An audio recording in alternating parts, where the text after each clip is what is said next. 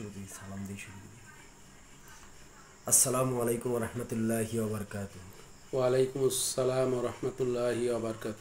আমি মুফতি আবু হুরায়রা হাসান সিদ্দিকী এসেছি বাংলাদেশের বগুড়া থেকে। আজকে আপনার কিতাবখানায় এসে নিজেকে ধন্য মনে করছি। দর্শক শ্রোতা, আমি এখন আছি বর্তমানে আল্লামা বশিরহাটি রহমতুল্লাহি আলাই, ওনার সিলসিলার একজন বড় মাপের আলেম। ওনার নিজস্ব বাসভবন এবং ওনার কিতাবখানার লাইব্রেরিতে এসে এখানে অনেক ভালো ভালো তথ্য এবং পুরনো অনেক নুসখাগুলো পেয়েছি। এবং সেই সাথে আমাদের ফুরফুরার মাসলাকের অনেকগুলো বিভেদপূর্ণ যে মাসালা নিয়ে বর্তমানে অনেক সমস্যা দেখা দিয়েছে, এগুলো নিয়ে আজকে ওনার সাথে বসবো। ওনার নাম হলো মৌলানা মুফতি নুরুল্লাহ আমিনী হজর। উনি মৌলানা ফারেক হলো আমাদের বশিরহাটি আল্লামা বশিরহাটি রহমতুল্লাহি আলাই ওনার মাদ্রাসা থেকে। এবং ওনার এখানে অসংখ্য পুরনো কিতাব এবং অসংখ্য আল্লামা রুহুল আমিন বশিরহাটি রহমতুল্লাহ হাতের লেখা কিতাব, একটা ডাইরেক্ট লেখা কিতাব, এবং আল্লামা জামান আবু বকর সিদ্দিক আল কুরাইশি রহমতুল্লাহি আলাই ওনার হাতের লেখা কিতাবগুলো বা ডাইরেক্ট হাতের লেখা কিতাব এবং পুরনো কিতাব যেগুলো খুবই রেয়ার, আমি এখানে এসে পেয়েছি। এবং এখানে আসাটাকে সার্থক মনে করছি যে এখানে এসে অনেক কিতাবের সন্ধান পেয়েছি এবং আমাদের ফুরফুরা মাসলাকের অনেকগুলো বিষয়ের সমাধান নিয়ে আজকে আমি ওনার সঙ্গে কথা বলবো একটু। যেটা আমাদের বাংলাদেশে অনেক এগুলো নিয়ে ভেজাল চলছে ফুরফুরার ভিতরেই, অনেকভাবে ফুরফুরার মাসলাকের মানুষেরা এগুলো নিয়ে ভেজাল করছে। তো তার মধ্যে একটি হলো, এখানে এসে যে জিনিসটা আমি দেখলাম পুরনো নুসখা, যেটা নসিহাতুন নবী সাল্লাল্লাহু আলাইহি সাল্লাম, এখানে নূর সম্পর্কিত একটা হাদিস দেখতে পাচ্ছি।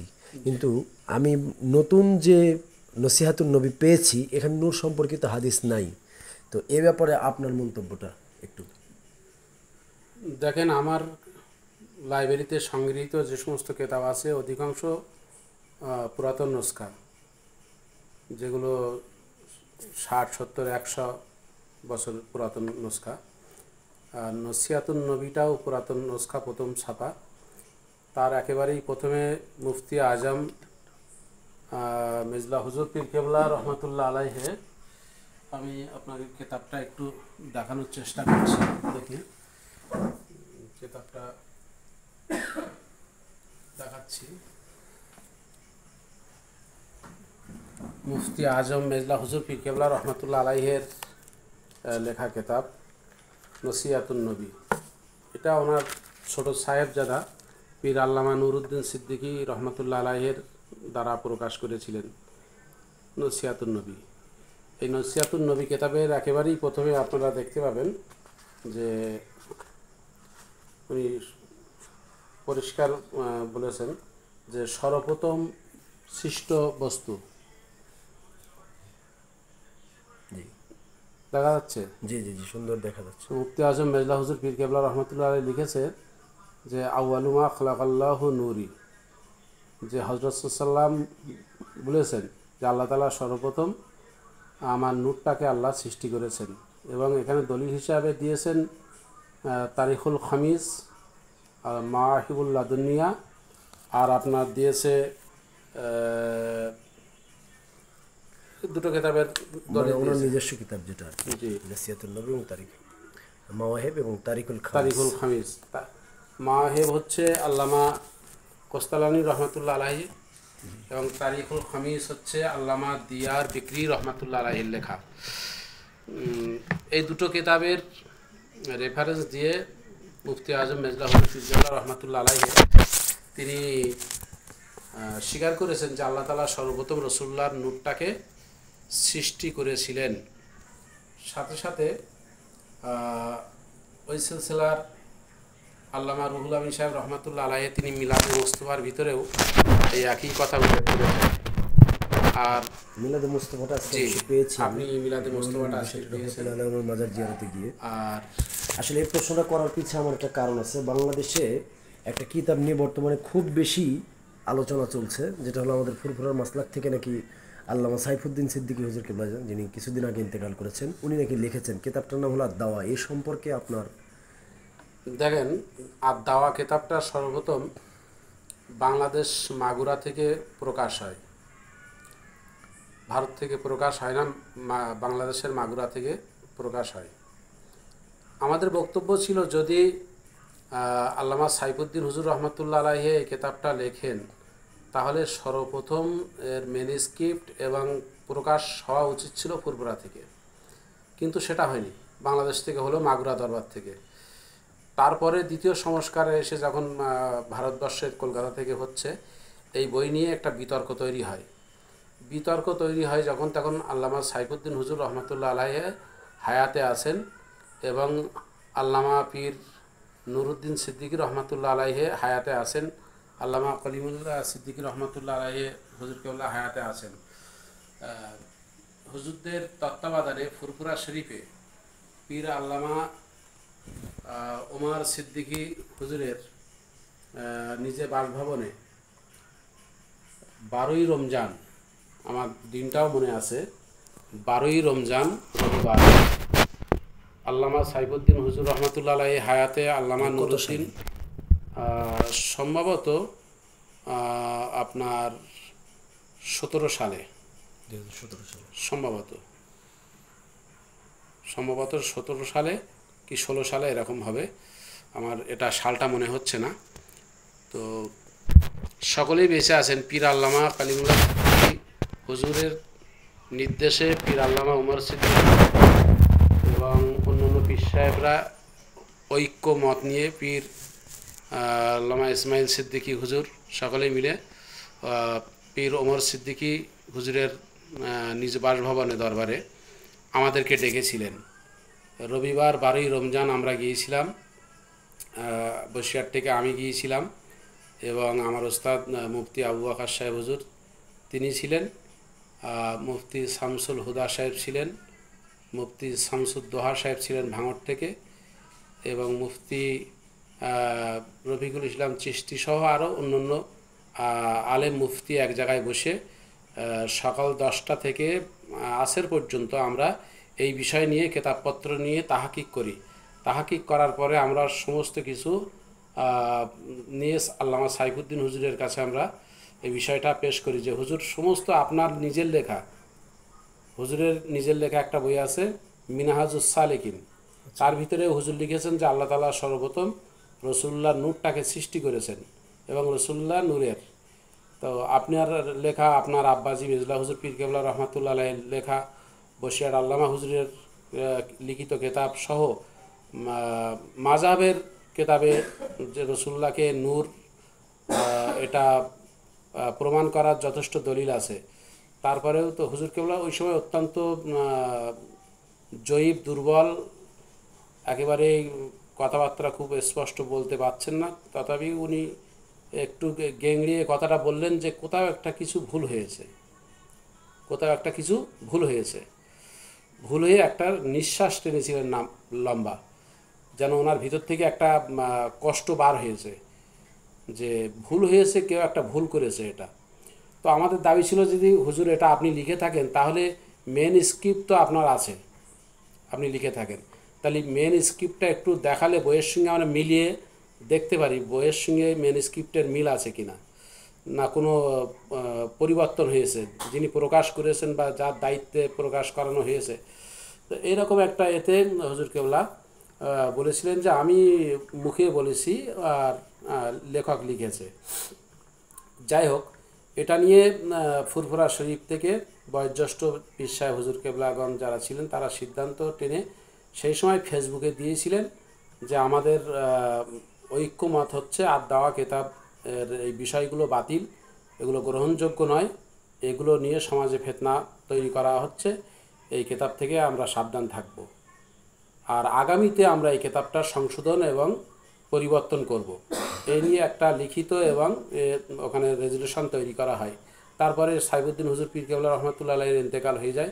ইন্তেকাল হয়ে যাওয়ার পরে সেটা আর হয়নি, দায়িত্ব নিয়েছিলেন পীর আল্লামা নুরুদ্দিন সিদ্দিকী রহমতুল্লাহ আলাইহি। তিনি বলেছিলেন যে আমি বড় ভাইজানকে বলে এই বিষয়টাকে সংশোধন করানোর চেষ্টা করব, কারণ মানুষ মাত্রই ভুল হতে পারে। আচ্ছা, যে লিখিত একটা ডকুমেন্টস হয়েছিল এটা কি আছে এখনো ফুরফুরাতে? ফুরফুরা শরীফে আছে, তবে কার কাছে আছে এই মুহূর্তে আমি বলতে পারবো না। আচ্ছা আচ্ছা, এটা নিয়ে আমাদের বিশেষ করে বাংলাদেশে কিছু দরবার, আমি নাম বলতে যাব না, কিছু দরবার এটা নিয়েই মানে ওহাবিদের সঙ্গে একাত্মতা ঘোষণা করছে। তবে সম্ভবত ফেসবুক আইডিতে যেটা দেওয়া হয়েছিল সেটা ফুরফুরার ফেসবুক আইডি থেকে। তবে ওটা সম্ভবত সাউদ সিদ্দিকী সাহেবের কাছে এই রেফারেন্সগুলো আছে কি জিজ্ঞাসা করে দেখতে পারেন। আচ্ছা আচ্ছা, এটা একটা। এরপরে আর একটা বিষয়, যাই হোক দাওয়া কিতাব সম্পর্কে আমরা মোটামুটি একটু ক্লিয়ার হয়েছি যে এটা আসলে সাইফুদ্দিন সিদ্দিকী হুজুরের কিতাবের মানে ওনার বলা আর একজনের লেখা, এই লেখাতে গিয়ে হয়তো বা কোনো হতে পারে, কারণ হচ্ছে করেছে যেটা সাইফুদ্দিন সিদ্দিকী হুজুর জীবদ্দশায় সেটা তার একটা এর একটা ঘটনা বলি। থানভী সাহেব হেফজুল ইমান কেতাব লিখেছিলেন ঠিক এরকম পরিস্থিতিতে। তো এই হেফজুল ইমান কেতাবের যে রসুল্লাহর প্রতি যে বেয়াদবি করা হয়েছে, এই বেয়াদবির কথাটা ওনাকে পরে জানানো হলে উনি বলেছিলেন আমি এটাকে সংশোধন করব। তো আল ফারুক পত্রিকা বলে একটি উর্দু পত্রিকাতে এরকম একটা বিবৃতি সেই সময় দেওবন্দ থেকে দেওয়া হয় যে এই আপত্তিকর বিষয়টাকে সংশোধন করা হবে। এই সংশোধন করা হবে এই করতে করতে থানভী সাহেবের ইন্তেকাল হয়ে যায়। আজও পর্যন্ত আর সংশোধন হলো না। হেফজুল ইমান এটা জনতার আদালতে আজও পর্যন্ত আসামি হয়ে দাঁড়িয়ে আছে।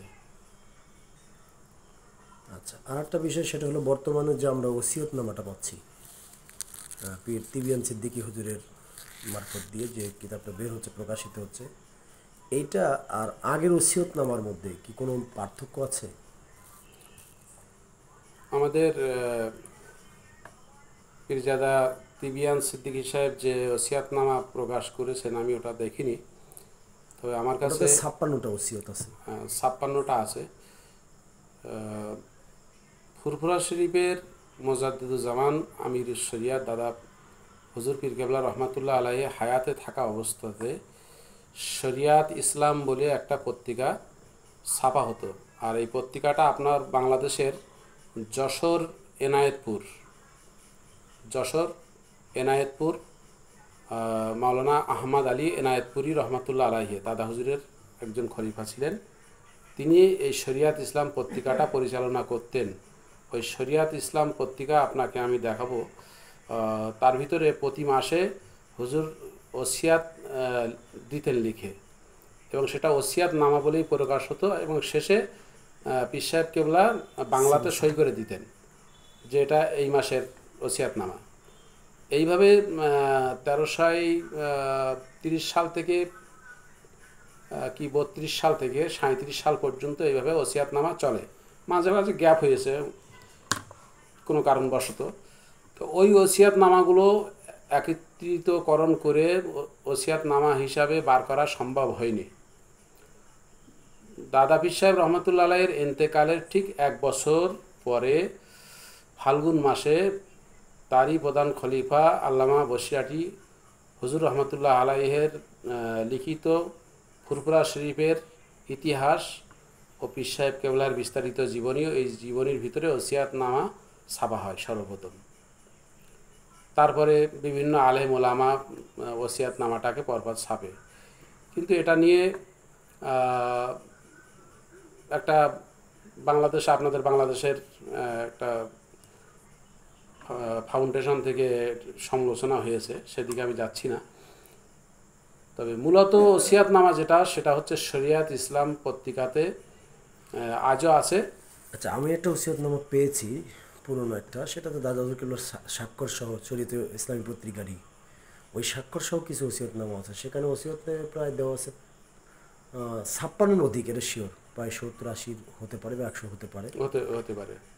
কিন্তু সেখানে 56টার পর থেকে যে বিষয়গুলো, সেই বিষয়গুলো এখানে মানে বর্তমানে সেগুলোর সাথেই মানে আমাদের ফুরফুরা মাসলাকের মানুষগুলো জড়িয়ে যাচ্ছে। এই জন্য কি বাদ দেওয়া হয়েছে নাকি আসলে এটা আসলে না? আসলে ওই ওসিয়াতনামাটা বই আকারে প্রকাশ হয়নি, যেটা শরিয়াত ইসলাম পত্রিকায় ছিল।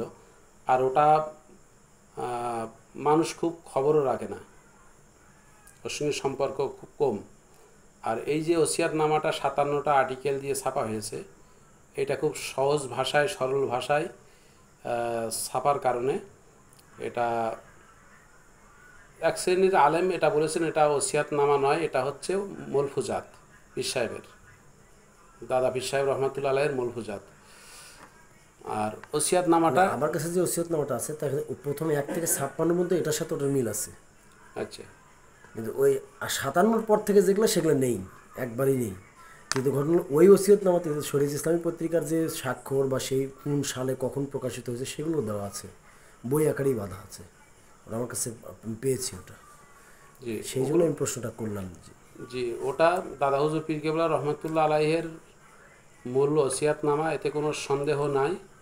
কিন্তু আল্লামা রুহুল আমিন সাহেব রহমতুল্লাহ আলাইহের যে ওসিয়াতনামাটা ফুরফুরা শরীফের ইতিহাসের ভিতরে প্রকাশ করেছেন, সেটাও আমরা অস্বীকার করছি না। তবে ওটা আমরা বলতে পারি যে ফুরফুরা পীর সাহেব রহমতুল্লাহ আলাইহের মলফুজাত, মুখনিসৃত বাণী, এটা তার মুরিদ মোতাকিনদের জন্য যথেষ্ট ছিল। তবে মূল কথা হলো ওসিয়াতনামা শরিয়াত ইসলাম পত্রিকার ভিতরে আজও আছে। আপনার কাছে কি পত্রিকার ইয়েগুলো আছে। কাটিং আছে? শরিয়াত ইসলাম পত্রিকার ভিতরে যে ওসিয়াতনামাগুলো আছে, আমার কাছে শরিয়াত ইসলাম পত্রিকা আছে, ইসলাম দর্শন পত্রিকা আছে, সুন্নাত আল জামাত পত্রিকা আছে। সেই জামানার পত্রিকাগুলো আমার কাছে ধারাবাহিক আছে। তো মোটামুটি কিছু একটা ইয়ে পেয়ে গেলাম।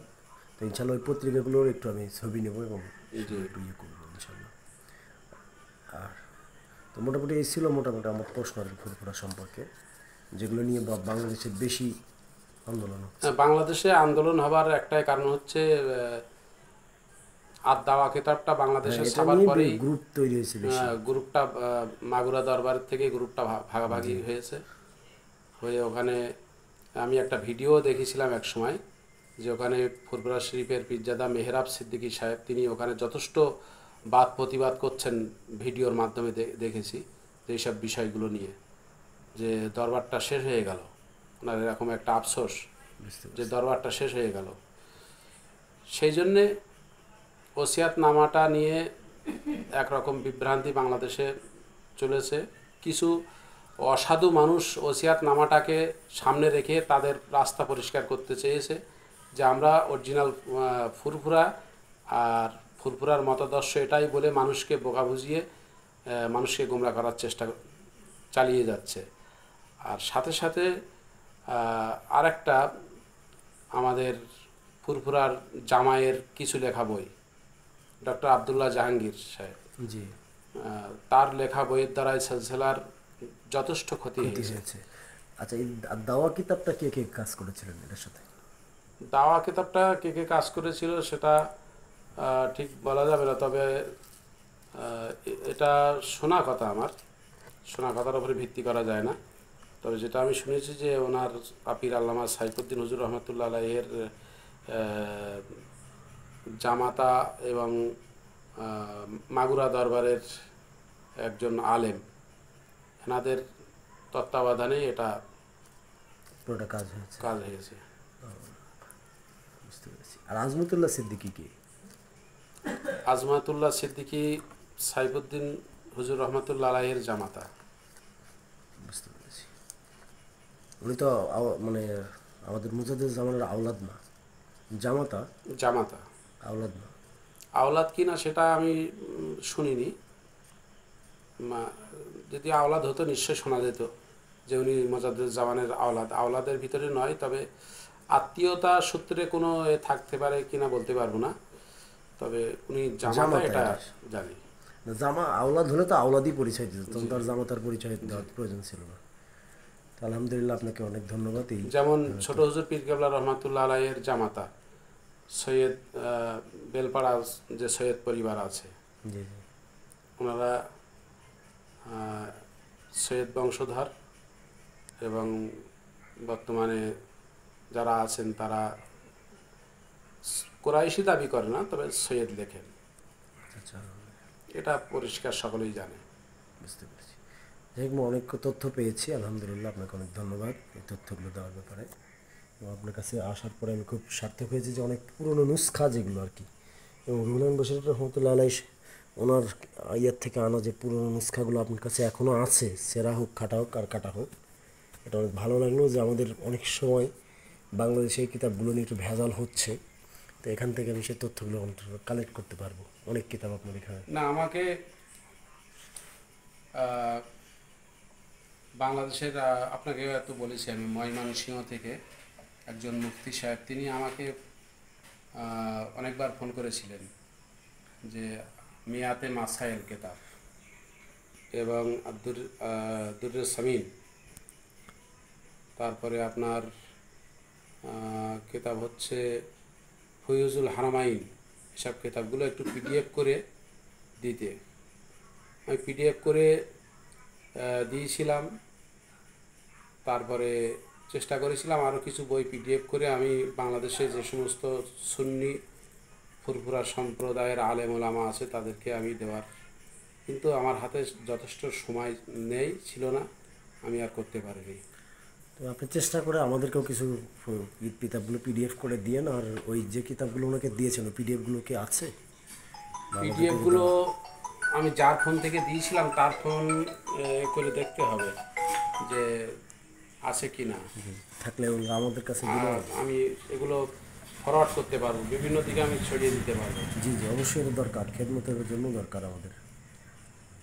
ঠিক আছে, অনেক কষ্ট দিলাম এবং অনেক সময় ঠিক দেওয়ার আছে, জন্য ধন্যবাদ। আপনাকেও ধন্যবাদ। আপনি এত কষ্ট করে বগুড়া জেলা থেকে আপনি এসেছেন আমার এখানে, অনেক কষ্ট স্বীকার করে আপনাকে আসতে হয়েছে। আর আসার পরে আপনি আমার কুতুবখানার একজন মেহমান, সেই হিসাবে আমি আপনাকে অসংখ্য ধন্যবাদ জানাই যে আপনি এসে কুতুবখানার মেহমান হয়েছেন। আলহামদুলিল্লাহ। তো দোয়া করবেন এবং বেয়াদবি হলে মাফ করবেন। ফি আমানিল্লাহ। ওয়ালাইকুম আসসালাম ওয়া রাহমাতুল্লাহ।